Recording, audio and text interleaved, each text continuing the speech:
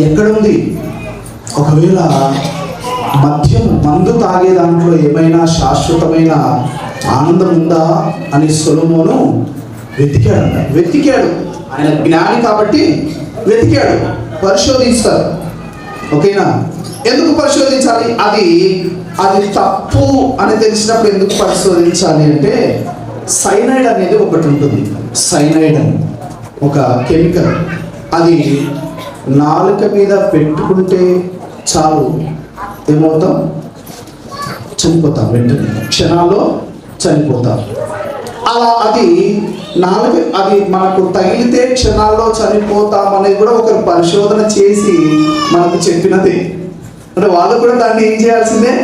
పరిశోధించాల్సిందే. ప్రాణాలు పోతాయని తెలిసినా కూడా కొంతమంది శాస్త్రవేత్తలు తమ ప్రాణాలకు తెగించి కొన్నింటిని ఈ లోకానికి జ్ఞానంగా అందిస్తారు. అది తర్వాత ఉపయోగించే వాళ్ళను బట్టి అది మంచిగా చెడుగా అనేది తర్వాత ఆ విషయం, ఓకేనా? రైట్గా ద్రాక్ష రసము చేత నన్ను నేను సంతోషపరచుకొందును అని ఇక ఆయన కూడా ఏం చేశాడంట?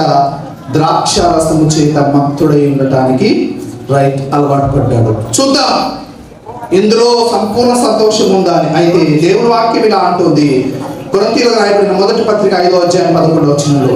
కొరింథీయులకు రాయబడినటువంటి మొదటి పత్రిక 5వ అధ్యాయం 11వ వచనం. కొరింథీయులకు రాయబడినటువంటి యవనస్తులు తక్కువ తీసి చదవడానికి.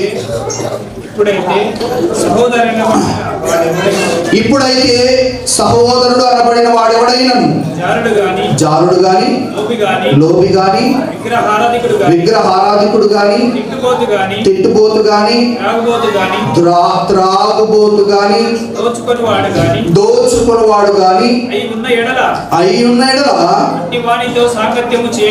అట్టి వానితో సాంగత్యము చేయకూడదు. భుజింపను కూడదని మీకు వ్రాయిచున్నాను.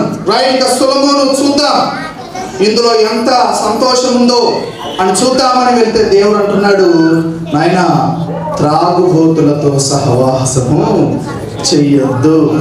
తాగొద్దు కాదు,